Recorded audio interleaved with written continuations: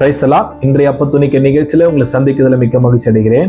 இந்த நாளிலும் கூட கர்த்தருடைய வார்த்தையை நாம் தியானிக்க போகிறோம். உங்களுக்காக ஒரு வசனத்தை வாசிக்கிறேன். ஆதியாகமம் 18 முதல் வசனத்தை நான் வாசிக்கிறேன், கவனிங்க. பின்பு கர்த்தர் மம்ரேயின் சமபூமியிலே அவனுக்கு தரிசனமானார். அவன் பகலின் உஷ்ண வேளையில் கூடார வாசலிலே உட்கார்ந்திருந்து, அல்லேலூயா.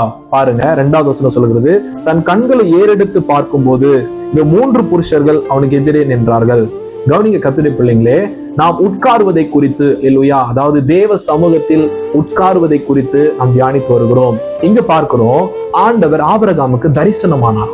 அவர் எப்போது தரிசனமானார் கேட்டீங்கன்னா, ஆபிரகாம் பகலின் உஷ்ண வேலையின் காரணத்தினால ஆபிரகாம் தன்னுடைய வேலைக்கு போகாம, அல்லேலூயா, அன்றைக்கு தன்னுடைய கூடாரத்தின் வாசலிலே அவர் அமர்ந்து இருக்கிறார். அதாவது எந்த வேலையும் செய்யாம அவர் அமைதியா உட்கார்ந்து இருக்கும் போது கர்த்தர் அவருக்கு தரிசனமாகி அங்க இடைப்படுகிறத நாம் பார்க்க முடியும். பாருங்க, அன்னைக்கு ஆபிரகாம் தேவனுடைய பாதத்தில் இப்படி அமர்ந்திருந்ததுனால என்ன நடந்தது நீங்க கேட்டீங்கன்னா, பாருங்க, சோதோம் கொமோராங்கிற ஒரு பட்டணம் அழிக்கப்படுவதை குறித்து ஆபிரகாம் தேவனுடைய சமூகத்தில் அதை தெரிந்து கொண்டார். பாருங்க, இதனால என்ன நீங்க கேட்கலாம், ஆபிரகாமுடைய சகோதரன் லோத்து அந்த சோதோம்ல வாசம் பண்ணுகிறதுனால பாருங்க ஆண்டவர் ஆபிரகாமுக்கு அந்த காரியத்தை வெளிப்படுத்துகிறார். பிறகு ஆபிரகாம் பாருங்க, நீதிமான் லோத்துக்காக அவர் அன்னைக்கு விண்ணப்பம் பண்றார். ஆண்டுடைய சமூகத்துல பாதத்தை பிடித்து, ஆண்டவரே, நீதிமானை நீ அழிப்பீரோ, துன்மார்க்கரோடு நீதிமானை நீர் வாரிக்கொள்வீரோ சொல்லி எல்லாம் அவர் ஜெபம் பண்ணும்போது ஆண்டவர் பாருங்க, நான் நீதிமானை அழிக்க மாட்டேன் என்று சொல்லி ஆபிரகாமுக்கு ஒரு ப்ராமிஸ் பண்றார். அல்லேலூயா. பாருங்க, அன்னைக்கு ஆபிரகாம், அல்லேலூயா, அந்த ஓய்வெடுத்து தேவனுடைய பாதத்தில் அவர் அமர்ந்திருந்ததுனால தன் சகோதரனாகிய லோத்துவை அவர் மீட்டு கொண்டார். அல்லேலூயா. இன்னைக்கு இதை கேட்டுக்கொண்டிருக்கிற கர்த்தருடைய பிள்ளைங்களே, நீங்க ஓடிக்கொண்டே இருப்பீங்கன்னா பல நன்மைகளை நீங்க இழந்து போவீங்க. அல்லேலூயா.